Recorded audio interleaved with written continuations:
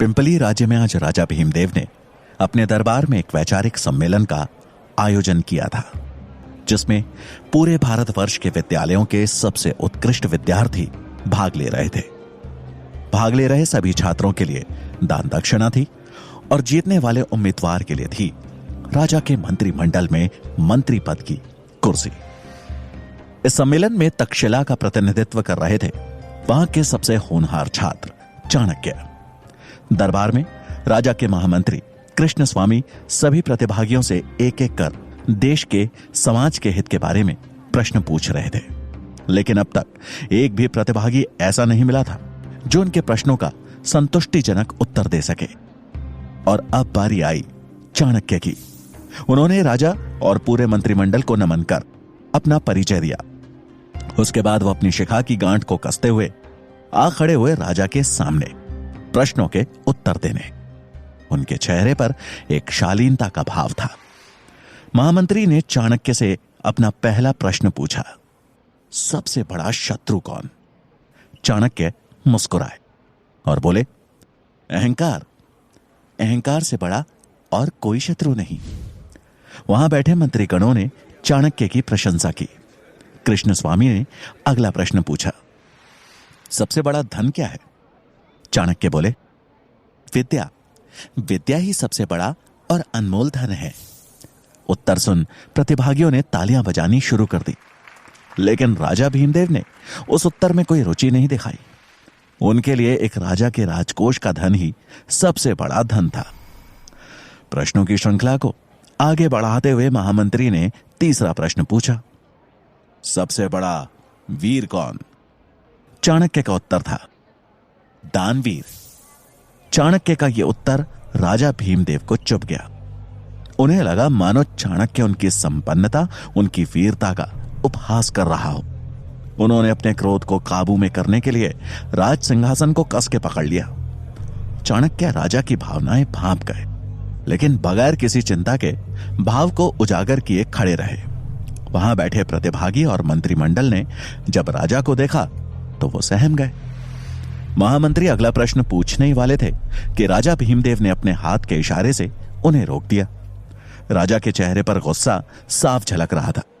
उन्होंने भारी आवाज में कहा, इस ब्राह्मण छात्र से अगला प्रश्न हम पूछेंगे। सभा में सन्नाटा छा गया। सब जानते थे कि अब चाणक्य की खैर नहीं, पर चाणक्य शांत मुद्रा में खड़े रहे। तभी राजा ने कठोर स्वर में पूछा, शास्त्र बड़े या राजा? चाणक्य ने विनम्रता के साथ कहा, महाराज की जय हो। शास्त्र ही साम्राज्य की नींव रखते हैं और साम्राज्य राजा की, इसलिए सबसे पहले शास्त्र। यह सुन राजा भीमदेव से रहा नहीं गया और वो अपनी राजगद्दी से उठ भरे दरबार में चिल्लाते हुए बोले, शास्त्र नहीं, एक राजा सबसे बड़ा होता है, मूर्ख। क्या सिखा रहा है तुम्हें तक्षशिला? इतना भी नहीं पता कि अगर राजा नहीं होता तो प्रजा नहीं होती, और बिना प्रजा के तुम्हारे इन शास्त्रों का कोई मोल नहीं है। राजा जितने क्रोध में थे, चाणक्य ने उतने शांत स्वर में कहा, क्षमा कीजिएगा महाराज, लेकिन आप सिर्फ जनता के हैं। जनता है इसलिए आप हैं। यह सुन भीमदेव की आंखें गुस्से में लाल हो गई। उन्होंने तलवार के मूठ पर हाथ रखते हुए कहा, अब तो जैसा साधारण छात्र मुझे बताएगा कि मेरा अस्तित्व सिर्फ प्रजा की वजह से है। अपनी सीमाएं मत भूल, तो खुद एक भिखारी है जो यहां दान लेने आया है। चाणक्य को यह बात चुभ गई। राजा ने सिर्फ उनका ही नहीं बल्कि तक्षशिला का भी अपमान किया था। उन्होंने राजा की ओर देख हाथ जोड़े और उनकी आंखों में आंखें डाल कहा, महाराज, शिक्षा को पूजने वाला छात्र साधारण नहीं होता। वो एक दिन शिक्षक बन निर्माण करता है इस समाज का। वो अगर किसी को बना सकता है तो मिटा भी सकता है। और रही बात दान की, तो मैं तक्षशिला से यहां दान लेने नहीं आया था महाराज। मुझे लगा यहां ज्ञान की पूजा होती है, पर मैं गलत था। जहां शास्त्रों का मान नहीं किया जाता, वहां मैं एक क्षण नहीं रुकना चाहता। ऐसा कहते हुए उन्होंने राजा को प्रणाम किया और दरबार से बाहर जाने लगे। उन्हें जाता देख राजा ने अपनी तलवार खींच ली और कहा, तुझे जाने की आज्ञा किसने दी? चाणक्य के कदम वहीं रुक गए और उन्होंने पलटकर अपना शीश झुकाते हुए कहा, क्षमा महाराज, अगर मैंने आपके सम्मान को ठेस पहुंचाई हो। ये एक सम्मेलन है और मैंने बस अपने विचार व्यक्त किए। पूरे दरबार में फिर सन्नाटा छा गया। सबके चेहरे पर हवाइयां उड़ रही थी। राजा भीमदेव का क्रोध 7वें आसमान पर था। वो तलवार उठा जैसे ही चाणक्य की ओर बढ़े तो महामंत्री कृष्ण स्वामी हाथ जोड़ उन्हें रोकते हुए बोले, महाराज क्षमा कर दीजिए इस नादान बालक को। इसे यह पता नहीं है कि ये कहां खड़ा है और क्या कह रहा है। आप दयावान हैं, ब्राह्मणों का आदर करना जानते हैं। आप क्यों एक ब्रह्म हत्या का पाप अपने सर पर ले रहे हैं? इसे क्षमा दान दीजिए महाराज। चाणक्य ने भी राजा और वहां उपस्थित सभी लोगों को नमन किया और राज दरबार छोड़ जाने लगे। उन्होंने जैसे ही मुख्य द्वार की ओर अपने कदम बढ़ाए, महामंत्री ने पीछे से व्यंग करते हुए कहा, एक बात और गांठ बांध लो। अगर यही आचरण रहा तो जिस शिखा का दंभ भर रहे हो, एक दिन ना तो वो रहेगी और ना ही उस शिखा को धारण करने वाला शीश। चाणक्य ने इस अपमान का घूंट स्वाभिमान के साथ पिया और लौट आए तक्षशिला। इस बात को कुछ साल बीत गए। भीमदेव के दरबार से निकाला गया तक्षशिला का यह छात्र आज उसी शिक्षा के मंदिर में आचार्य चाणक्य के नाम से प्रसिद्ध था। आज चाणक्य अपने शिष्यों को राजनीति के बारे में पढ़ा रहे थे कि तभी एक विद्यार्थी ने साहस जुटाते हुए उनसे पूछा, आचार्य, आपको उस दिन राजा भीमदेव से डर नहीं लगा? उनके हाथ में तलवार, दरबार में सैनिक थे, लेकिन आप तो निहत्थे थे। चाणक्य मुस्कुराए और बोले, निहत्था कहां था ना मेरे पास मेरा सबसे बड़ा शस्त्र। यह सुन वहां बैठे शिष्य एक दूसरे का मुंह ताकने लगे।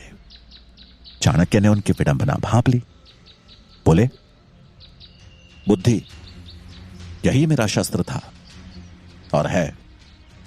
एक बुद्धिमान व्यक्ति अपनी बुद्धि, चातुर्य और विवेक से किसी भी युद्ध में विजयी हो सकता है, फिर चाहे परिस्थिति कितनी भी बुरी क्यों ना हो। यह सुन छात्रों को यकीन हो गया कि उनके आचार्य कोई साधारण आचार्य नहीं है। चाणक्य अगला पाठ शुरू करते कि तभी उन्हें तुरंत पुस्तकालय में पहुंचने का संदेश मिला। पुस्तकालय पहुंच चाणक्य को वहां आए एक संदेशवाहक से पता चला कि गांधार के राजा आंबी ने बिना लड़े ही मैसेडोनिया के सम्राट सिकंदर के सामने आत्मसमर्पण कर दिया है और अब सिकंदर की नजर संपूर्ण भारत पर है। खबर सुन चाणक्य चकित रह गए और कुछ सोचते हुए वहां उपस्थित आचार्यों से बोले, इसका मतलब तो यह हुआ कि सिकंदर कभी भी भारत पहुंच सकता है। हमें भारत को बचाना होगा और यह तभी संभव है जब भारत अखंड बने। मुझे शीघ्र यह बात मगध के महाराज धनानंद तक पहुंचानी होगी। चाणक्य की बात सुनकर आचार्य मेघनाथ हंसते हुए बोले, आप जानते हैं ना धनानंद कैसा राजा है और भला वो आपकी बात क्यों मानेगा? यह सुनकर चाणक्य ने जवाब दिया, मैं खुद जाऊंगा मगध और अखंड भारत का प्रस्ताव उनके सामने रखूंगा। मुझे विश्वास है कि वो भी भारत को विदेशी आक्रमणों से बचाना चाहेंगे। मेघनाथ बोले, धनानंद सुनेगा और वो भी आपका प्रस्ताव? भीमदेव के दरबार से बचकर निकल आए, अपने को भाग्यशाली समझिए। धनानंद के दरबार गए तो मान और जान दोनों से हाथ धोना पड़ेगा। मेरा सुझाव मानिए और केवल अपना काम कीजिए, बच्चों को शिक्षा देने का काम। भलाई इसी में है। यह सुन के चाणक्य हैरानी से बोले, आचार्य, मैं एक ब्राह्मण हूं और ब्राह्मण का कर्तव्य होता है लोगों को सही दिशा दिखाना। अगर राजा धनानंद अपनी दिशा से भटकेंगे तो यह मेरा कर्तव्य है कि मैं उन्हें सही रास्ता सुझाऊं, नहीं तो सर्वनाश के सिवा कुछ नहीं होगा यहां। आप अपना कर्तव्य भूल गए हों, पर मैं ऐसा नहीं कर सकता। मुझे आज ही मगध के लिए निकलना होगा। चाणक्य को जाता देख मेघनाथ ने ताना कसते हुए कहा, आचार्य, मुझे लगता है यह हमारी आखिरी भेंट है। आप मगध से वापस आएंगे भी या नहीं, इसमें संदेह है। क्यों ना आखिरी बार हम भोजन साथ में करें। चाणक्य उनका प्रस्ताव ठुकरा कर आगे बढ़ गए। उनके जाते ही मेघनाथ मनी मन बोले, इस बार तो ये नहीं लौटने वाला। चाणक्य तक्षशिला से मगध के लिए निकल पड़े और 5 दिन का लंबा सफर तय कर पहुंच गए मगध की राजधानी पाटलिपुत्र। उन्हें नगर में कदम रखे कुछ क्षण हुए थे कि पाटलिपुत्र की जनता पर हो रहे अत्याचार की सच्चाई उनके सामने थी। नगर के चौराहे पर कुछ सैनिक फांसी के फंदे से लटक रहे मृत शवों को नीचे उतार रहे थे। यह देख चाणक्य को समझने में देर नहीं लगी कि उन्हें सामूहिक मृत्युदंड दिया गया है। शवों को देख के उनके परिजन जोर जोर से रो रहे थे। तभी एक महिला की आवाज उनके कानों पर पड़ी, जो अपने बेटे के मृत शरीर से लिपट वहां खड़े सैनिक से रोते रोते बोली, और कितने दिन हमें ऐसे ही अपनों को खोना पड़ेगा, और कितनों को मारोगे तुम लोग? अगर कर नहीं दिया तो क्या पूरी प्रजा को मार दोगे? कहां से लाए हम इतना धन? उस औरत की बात सुन उस सैनिक ने गुस्से में उसे धक्का मारते हुए कहा, ए बुढ़िया, अगर ज्यादा आवाज करेगी तो तुझे भी लटका दूंगा इसी फंदे पे। चल चुपचाप निकल जाए यहां से। ऐसा कहकर उस सैनिक ने उसके बेटे के शव को उठाकर बैलगाड़ी में लाद दिया और वहां से निकल पड़ा। चाणक्य से यह देखा नहीं गया। वो दौड़ते हुए उस औरत के पास पहुंचे और उसे सहारा देते हुए बोले, मां जी संभल कर। ऐसा कहकर उन्होंने उस रोती हुई बूढ़ी महिला को एक पेड़ के नीचे बिठाया और बोले, मां, मैं आपका दुख तो कम नहीं कर सकता और ना ही मैं आपका पुत्र आपको लौटा सकता हूं, लेकिन इतना अवश्य कह सकता हूं कि शीघ्र ही इन परेशानियों का हल खोज दूंगा। मैं राजा धनानंद के दरबार जा रहा हूं और वचन देता हूं कि प्रजा के दुख से उन्हें अवगत कराऊंगा। ये राज्य ऐसे नहीं चल सकता। उन्हें इस समस्या का समाधान करना ही होगा। चाणक्य की बात सुन उस औरत ने आंखों में आंसू लिए ममता भरी नजरों से उनकी ओर देखा और बोली, आज पहली बार तुझे देख ऐसा लग रहा है कि मगध का हृदय अभी भी धड़क रहा है। तूने इतना ही कह दिया, मेरे लिए बहुत है पुत्र, लेकिन वचन मत दे,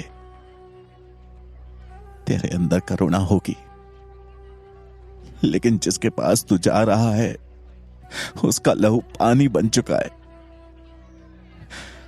अनुभव से कह रही हूं ये बात। मेरे पास देने के लिए कुछ है तो बस आशीर्वाद है। चाणक्य ने उनके पांव छुए और कहा, मुझे आपसे बस यही चाहिए था मां, आशीर्वाद दें। उस औरत ने उनके सिर पर हाथ फेरा और चाणक्य दृढ़ संकल्प लिए चल दिए राजमहल की ओर।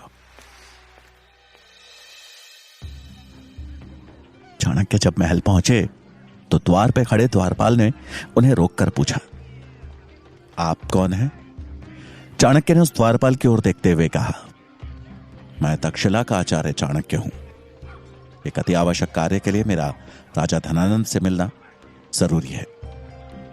यह सुन द्वारपाल ने उनसे बड़ी विनम्रता से कहा, अभी महाराज व्यस्त हैं, आप यहीं प्रतीक्षा करिए, मैं महाराज को संदेश भिजवाता हूं।